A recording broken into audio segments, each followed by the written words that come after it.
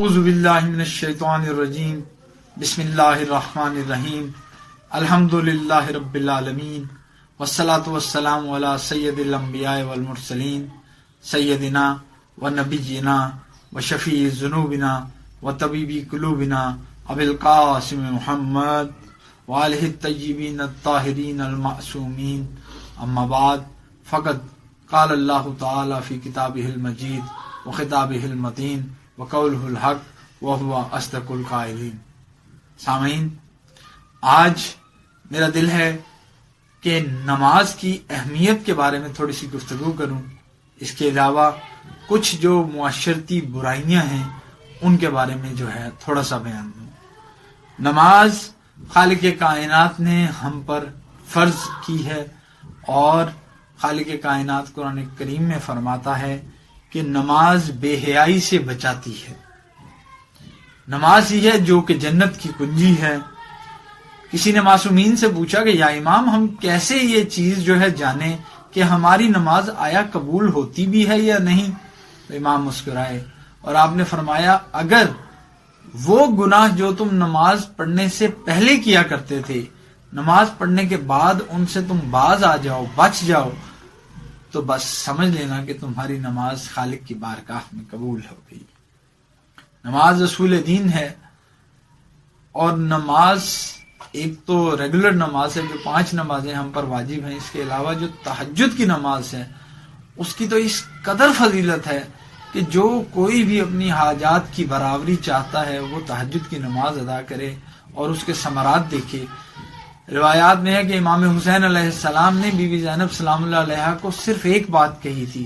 آپ نے کہا تھا، اے میری بہن، مجھے نماز شب کی دعاؤں میں ضرور یاد رکھنا۔ کربلا سے شام اور شام سے کوفہ تک جب بیبیوں کو رسن بستہ جو ہے کیا گیا تھا، کبھی بھی ان کی کوئی بھی نماز قضا نہ ہوئی۔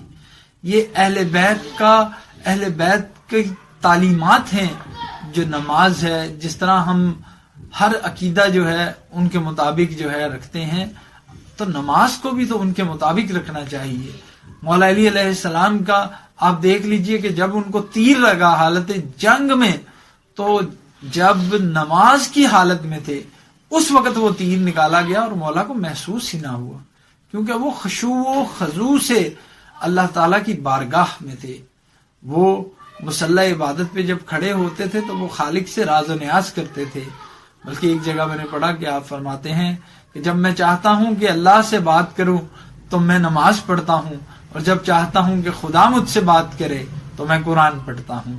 نماز اور قرآن کا دائمی رشتہ ہے، اور اسی طرح سے اہل بیت کی اہمیت ہم پر واضح ہے۔ نبی نے یوں ہی تو نہیں کہا تھا کہ میں تم میں 2 چیزیں گراں قدر چھوڑے جا رہا ہوں، اگر ان کو تھامے رکھو گے تو تفرقے میں نہیں پڑو گے۔ ایک میری اہل بیت اور ایک میری سنت۔ یہ اہل بیت ہی ہیں جنہوں نے دین نبی کو بچایا۔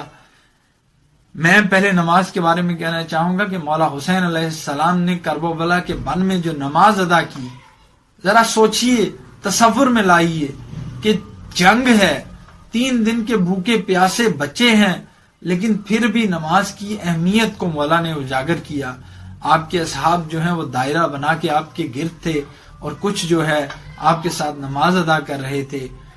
اور جب مولا کو شہید کیا گیا تو اس وقت شہرک کے اوپر جو ہے جب 13 ضربیں چلائی گئیں، تو اس وقت بھی مولا حسین علیہ السلام جو ہے سبحان ربی الاعلیٰ کا ورد کر رہے تھے، اور جب ان سروں کو نیزوں پر چڑھا کر لے جایا جا رہا تھا تو تب بھی ذکر خدا ہو رہا تھا۔ اور یہ ہستیاں سمجھ سے بالاتر ہیں، اور میں صرف یہ کہنا چاہوں گا کہ ہمیں چاہیے کہ اہل بیت کے نقش قدم پر چلیں۔ ہمیں چاہیے کہ ہم نماز کو اول وقت پر ادا کریں، کیونکہ نماز جو اول وقت پر ادا کی جائے تو اس کا ثواب ایسے ہے جیسے آپ نے خدا کی راہ میں ایک تنبا دیا۔ اگر دوم وقت میں ادا کی جائے اس کا ثواب ایسے ہے جیسے آپ نے خدا کی راہ میں کوئی مرغ دیا۔ اگر اس سے کم وقت میں ادا کی جائے تو ایسے جیسے خدا کی راہ میں کوئی انڈا دیا۔ میں ایک بات اور کہتا چلوں کہ بی بی سیدہ سلام اللہ علیہا فرماتی ہیں کہ یا خدایا، مجھے تجھ سے صرف ایک شکوہ ہے کہ تیری رات چھوٹی ہے فاطمہ کے سجدے سے۔ اللہ تعالیٰ ہمیں عمل کی توفیق عطا فرمائے۔ ایک میں اور واقعہ پڑھنا چاہوں گا۔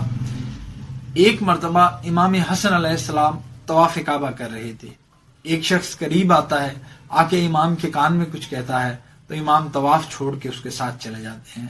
کچھ دیر بعد امام پھر آتے ہیں تو وہ ایک شخص جو پہلے اس چیز کو دیکھ رہا ہوتا ہے وہ کہتا ہے امام شریعت آپ کی رگوں میں ہے، لیکن میں یہ پوچھنا چاہتا ہوں وہ شخص تو بڑا بدکار تھا اور آپ خدا کا نیک کام کر رہے تھے طواف کعبہ، آپ طواف چھوڑ کے اس کے ساتھ چلے گئے، آخر اس میں کیا حکمت پوشیدہ تھی؟ امام نے فرمایا کہ اس بندے کی کوئی حاجت تھی، کوئی غرض تھی، اور میرے نبی میرے نانا محمد مصطفیٰ صلی اللہ علیہ وآلہ وسلم نے فرمایا ہے کہ کوئی مسلمان کسی دوسرے مسلمان کی کوئی حاجت یا کوئی مشکل دور کرے تو اس کو حج مبرورہ کا ثواب ملتا ہے۔ میں تو عمرے کا طواف کر رہا تھا، مجھے حج کا ثواب ملا تو میں ادھر چلا گیا۔ اللہ تعالی ہم سب کو پنجتن پاک کے نقش قدم پر چلنے کی توفیق عطا فرمائے۔ اللہم صلی علی محمد وعلی